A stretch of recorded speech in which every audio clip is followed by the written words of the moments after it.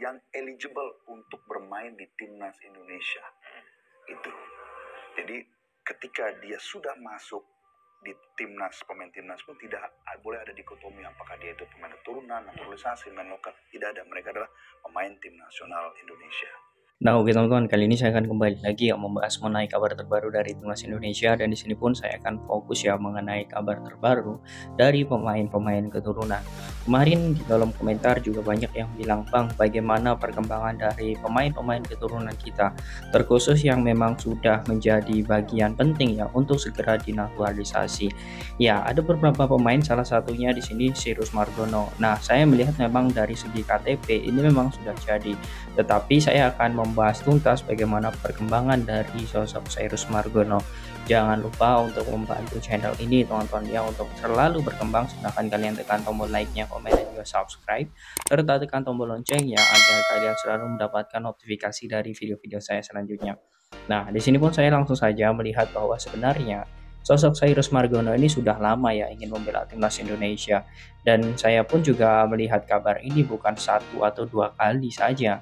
Ya, kita ketahui memang blunder dari sosok Cyrus Margono ini ketika dirinya memang telat memilih kewarganegaraan ketika usianya lebih dari 21 tahun. Sebelumnya, sebelumnya dia memang sudah memiliki KTP Indonesia, teman-teman. Tetapi karena kewarganegaraan dia adalah ganda, jadi dia belum punya paspor. Sehingga itulah yang mengganjal dirinya. Memang dia sudah memiliki KTP, ini pun juga sudah diungkapkan oleh Bapak Hassani Abdul Ghani dan juga Bapak Hamdan Hamedan. Tetapi kita harus melihat secara regulasi yang diatur oleh FIFA, semua pemain berhak memiliki kewarganegaraan yang jelas. Dalam hal ini adalah paspor. Nah, di sini yang akan kita bahas teman-teman, perkembangan terbarunya. Memang kita ketahui untuk Cyrus Margono ini tanpa harus rapat di DPR, kemudian tanpa harus melakukan syarat seperti pemain naturalisasi secara umum, itu pun lebih simpel.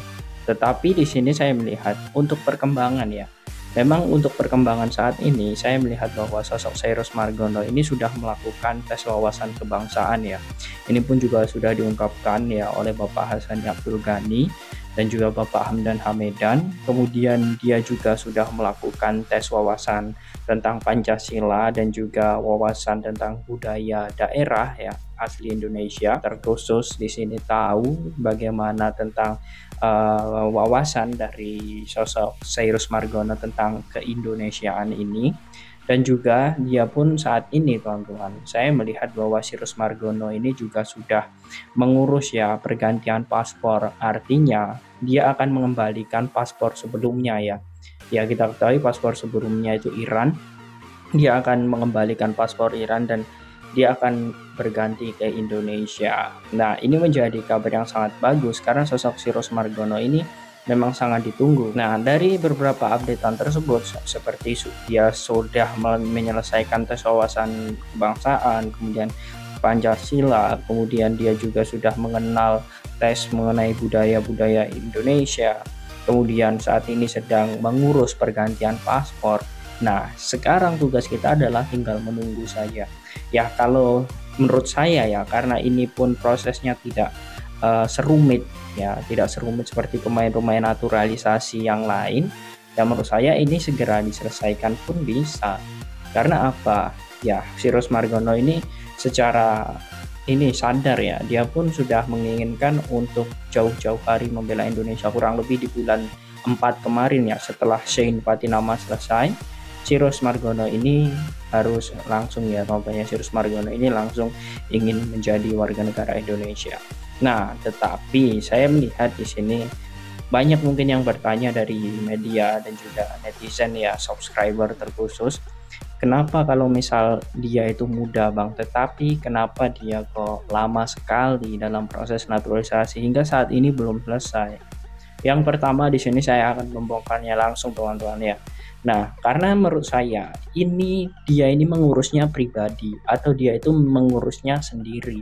Sehingga dari pihak PSSI kemudian menurut saya ini pemerintah terkait itu tidak terlalu garcep karena memang dia mengurus mandiri.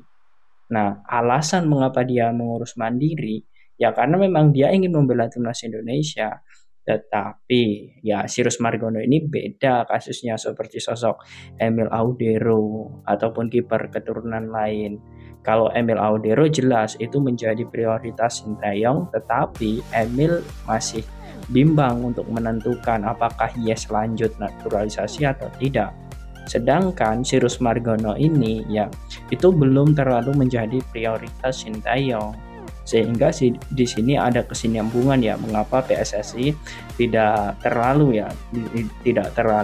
gerak cepat untuk proses naturalisasi Sirus Margono ini, sehingga ya yang terjadi saat ini untuk Sirus Margono itu mengurusnya secara mandiri atau pribadi.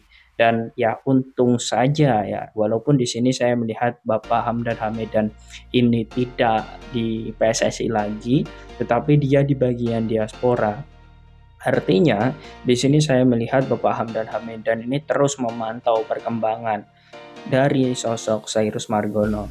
Ya, mau dipanggil nanti ke timnas atau tidak, ya untuk sosok Sirus Margono ini yang jelas selesaikan aja dulu untuk proses naturalisasinya, dan saya yakin sekali jika sudah selesai permainan juga sangat bagus, nanti dia pasti akan dipanggil oleh Coach Sinteyong. Dan menurut saya kesadaran seperti ini yang harus dibangun oleh pemain keturunan lainnya ya. Jadi tidak perlu menunggu panggilan dari Sinteyong dan lain sebagainya, itu dia langsung memproses dirinya sendiri menjadi warga negara Indonesia.